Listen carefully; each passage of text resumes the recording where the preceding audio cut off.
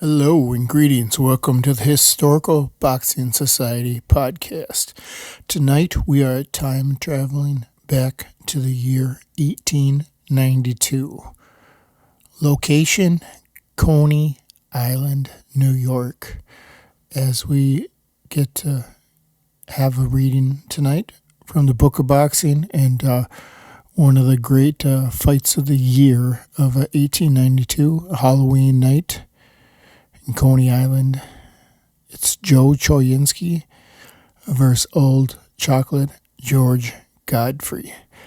I'd like to take a minute to just go through their recent history. Godfrey, as one of the previous videos I did here, is just coming off of the fight with Denver Ed Smith, in fight in which he wins a very, very tough battle that lasted quite a long time.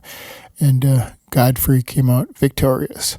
So Godfrey's stock at this point in October of 1892 is sky high, as when he's generally viewed as the top active American there, along with maybe Jake Kilrain and John L. Sullivan not being active. So his opponent is Joe Choynski, and we get to have a lot of faith in Choynski because he is doing what James Corbett and John L. Sullivan should have been doing and fighting a lot of the Australians as we go take a look at Choynski's recent history. So just for a refresher here, 1888 is when Peter Jackson fights George Godfrey. We are in 1892, so this is roughly 4 years later. Choynski fights a who's who here of the Australian fighters. As we go right down the line here, we have 1889. He's fighting Billy McCarthy, the middleweight. 1890, he fights Jim Fogarty, the big Australian known as a jawbreaker. And then he steps up his game there. 1891, of course, he fights the barrier champion Joe Goddard. Also, 1891, he fights two great Australian legends, and Mick Dooley and Owen Sullivan. And finally, he wraps up the year of 1891 with getting a rematch with Joe Goddard, which he again loses to Goddard. 1892, he fights one of the best pound-for-pound Australians out there with Hall, and he finds some success. And just like George Godfrey in early May of spring of 1892, he fights Denver Ed Smith, just like Godfrey. Both of them are coming off Denver Ed Smith wins. And Joe Choynski wins in even more greater fashion, easier win than Godfrey had over Denver Ed Smith, the durable man from Birmingham, England. So that is leading into this match. Halloween night of October in Coney Island. Joe Choynski versus Joe Goddard. And I'm going to read the article here. Let's pull it on up. Okay. This is from the San Francisco Chronicle, November 1st, 1892. The following day, as we get to see it, all the big crowd that goes to fight this, goes to see this Ring of the Year match. So, I'm going to start right from the newspaper here. The mill attracted the biggest crowd that has yet journeyed to the clubhouse by the sea, known as Coney Island.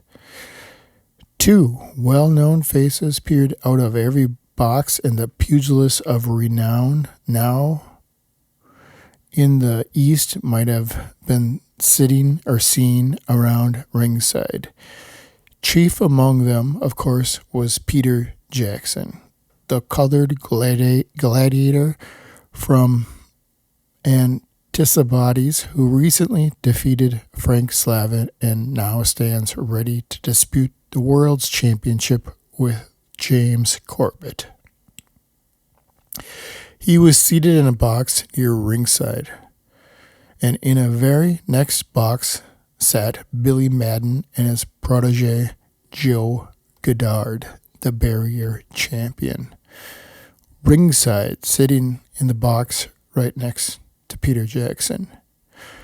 Joe Lannon, the big pugilist from Boston, was also the center of attention in another part of the house. The last time he appeared in the clubhouse, he went down before the science and punishing ability of Choynski's opponent of this evening, one old chocolate George Godfrey.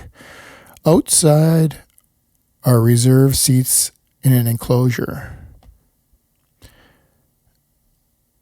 The house was full of Choynski money. It was everywhere. At first, the Californians' friends offered 100 to 80, but they could not get enough money at those odds, and they were soon laid 70 to 60. At the odds, they got a lot of money, but they never hesitated to take it. And when the men put their hands in the opening rounds, they were still posting money. Joe Lannon, who showed great respect for the conqueror of a few months ago, made a few small side wagers on the side of George Godfrey. George Godfrey weighed 175 pounds. His seconds were Jim Godfrey, his brother Frank Steele, and Jack McGee. Choynski weighed in at 168 pounds, which would be a super cruiserweight level. His seconds were John McVeigh of Philadelphia, Buffalo Costello, and Brooklyn Jimmy Carroll. The big men fought for a purse of $5,000, of which 3/4 were given to the winner and 1/4 to the loser. There was a long wait after the preliminary fight. Just as at a well-served dinner, you pause after the anchovies to develop their full benefit as an appetizer. During the intermission, men walked up and down the casino aisle smoking and asked one another, "What are you betting?" There was a revolution of feeling in the favor of one George Godfrey. The latest odds in New York were 100 to 80 on Choynski, but now even money became the rule. Peter Jackson and Big Joe Goddard went and shook hands and sat in the same box. They were friendly for men who had once earned good Australian money by punching each other. Fred Burns was in the midst of a little speech about seconds and bottle holders at 9:55 o'clock when Choynski's blonde California compadre appeared and a cheer arose and drowned out the speech. As soon as Joe climbed into the ring and Kid Hogan's winning chair, Godfrey appeared. He wore black shoes, black stockings, and dark blue trunks. He was naked to the waist. Choynski wore black shoes and stockings too. His loins were covered with red trunks. As here we go into the action. Round 1. Choynski's superior height. The whiteness of his big skins made him look larger than a Negro who squatted a good deal and was a model of caution done in black. The two big fellas, second only to Corbett and Jackson, stepped and fainted about the ring as ballet masters, balancing their great weight firmly on their toes and stealing forward, or like panthers. Choynski's left suddenly flew out in a half swing and landed with a smart rap on Godfrey's epistrachic regent. At a sans moment, he ducked so that the Negro's counter blow went harmlessly over his head. Then Godfrey rushed swiftly at the white boy and made a straight left-hand attack at the head. Again, Joe ducked beautifully, and Godfrey's blow did no harm. Joe fights like Corbett, yelled a New Yorker with an apt comparison. Again, Godfrey rushed, this time landing his left lightly on the chin and his right on the cheek, like a boxing master tapping a popular ballad on a man's face, afraid to dare too much. Then came another rush by the Negro. This time Joe slipped as he gave away ground and fell to his hands and knees just as Godfrey's right glove landed on his cheek. Godfrey pulled back and stopped his right barely in time to avoid hitting the kneeling man. It seemed as if the floor was rather slippery. And this concluded round 1. Round 2, Godfrey grinned in a self-satisfying way as he pranced forward and feinted at the Californian. Joe backed away and was weary, as this illustrated townsman was giving an exhibition on boxing science.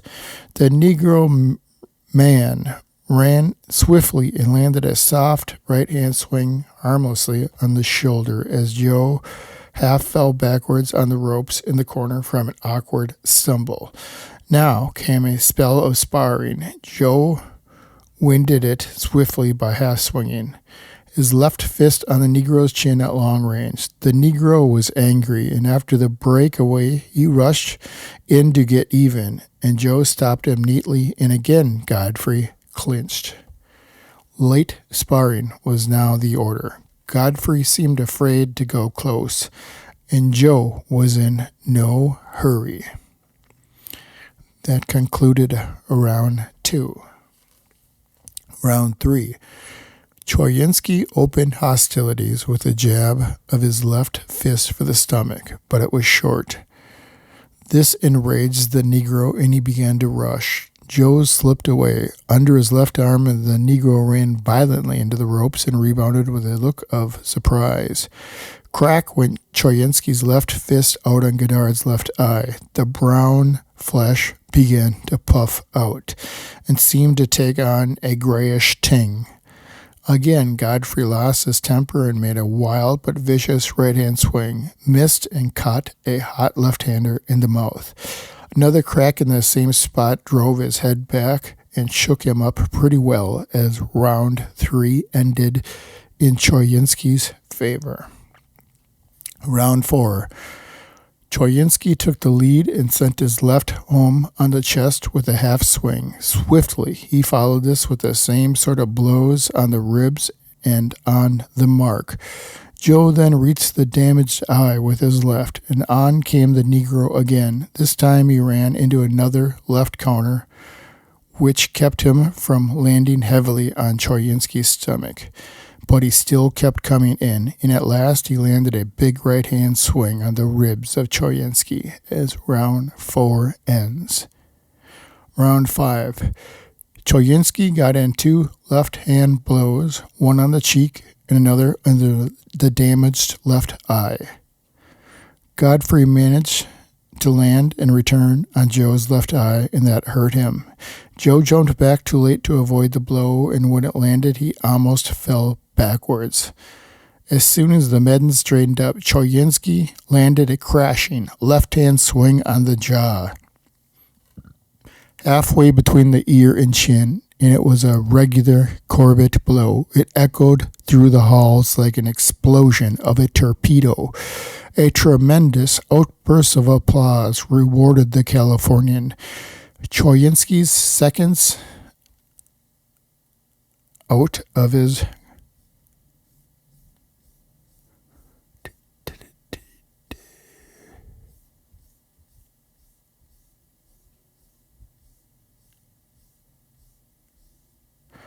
swollen left eyelid and drew out the extraneous blood.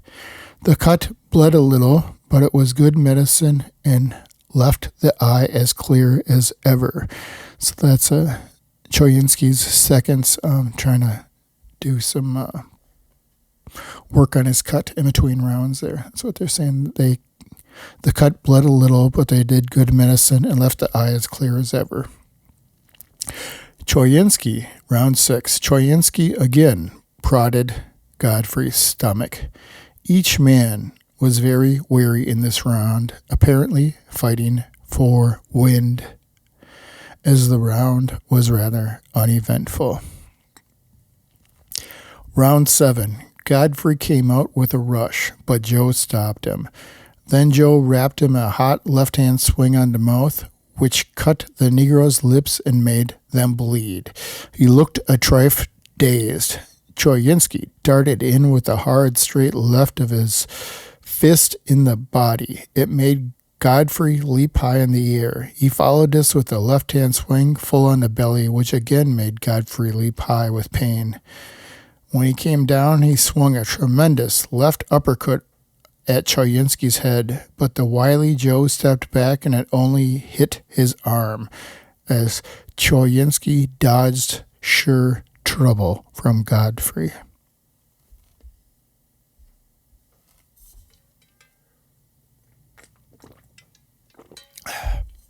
Round 8. Choynski touched up the Negro's mark with his left, and after Godfrey had driven him to the corner, he fought out with the left jab in the mouth. Again, Joe tried at the mouth with a little careless effort, and Godfrey drove in a fierce right-hand counter-cross that knocked Choynski down into a sitting position. He arose on one knee and calmly waited until 10 seconds were up before standing on his feet. Godfrey then sprang at him savagely, but Joe's fall had been partially a slip and he was quite strong still. He stopped the Negro's blow with ease as he ran for win in the end of the 8th round.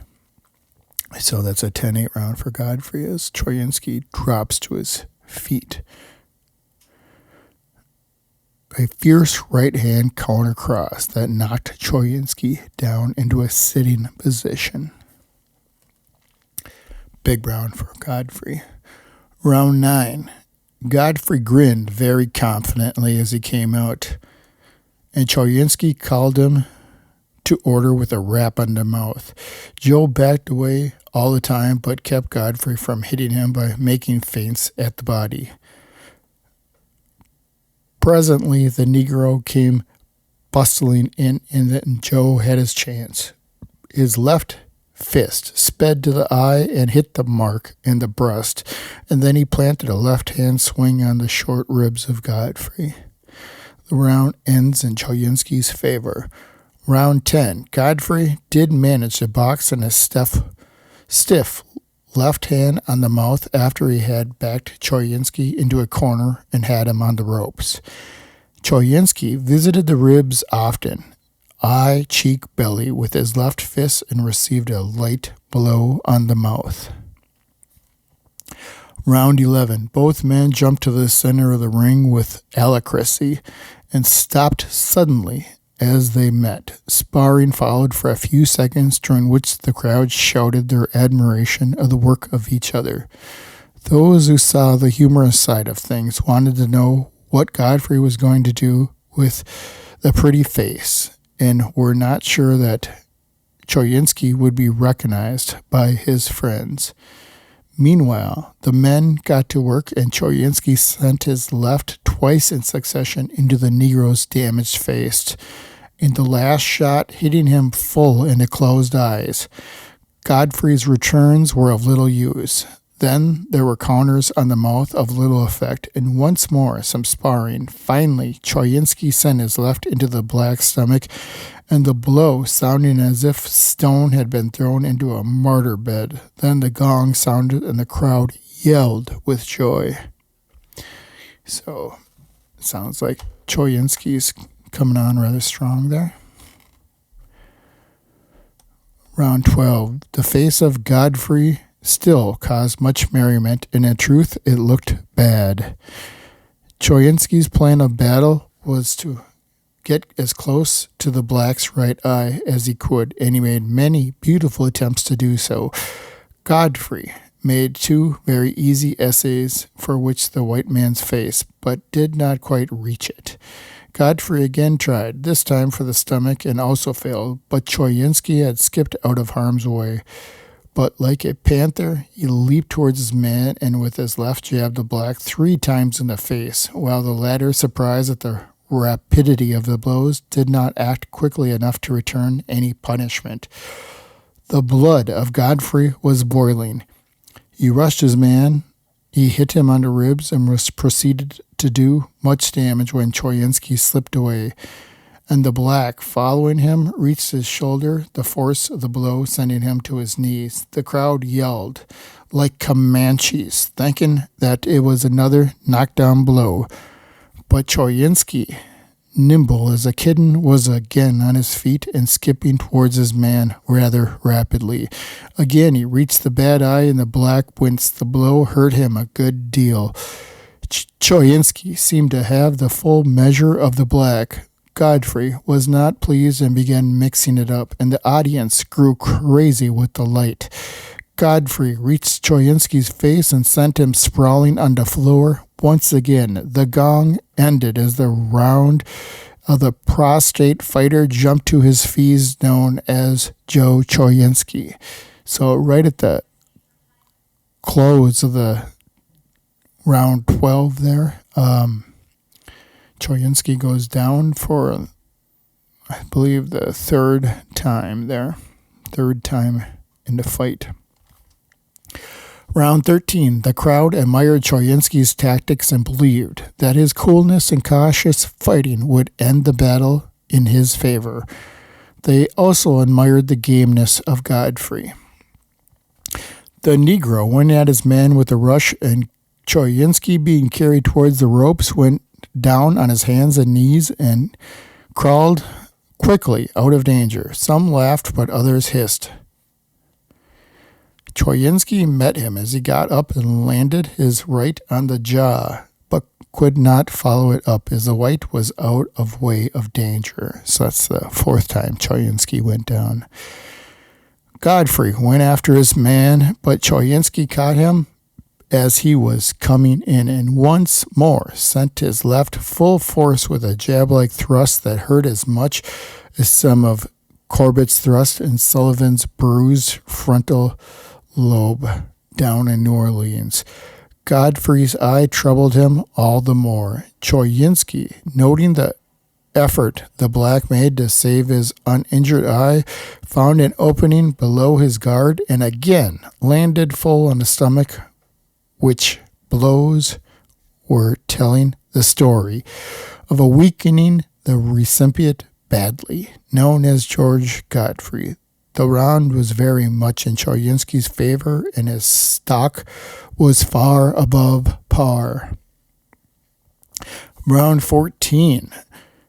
Godfrey was full of mischief. He landed on the white's jaw and reached his stomach, but was not hurting him seriously. Choynski continued to hit his man in the face, and it seemed that he could do so almost as he desired. Godfrey isn't smiling now, someone shouted, nor is the white fellow, could also be heard. Round 15, the last. Godfrey came out with the rush of a madman. He went at his man as if his life depended upon his furiosity. It really foreshadowed his defeat. Choynski quickly got out of the serious danger, and quickly turning as he was fleeing from the wrath and the fists of his opponent, jabbed his man in the face. That blow made the black all the worse. He continued to rush, and Choynski successfully eluded him. And at last there was a stand. Choynski found the ribs, Godfrey countered on the head, and then there was more dancing and more rushing around the ring. Once more they stopped in Godfrey's territory.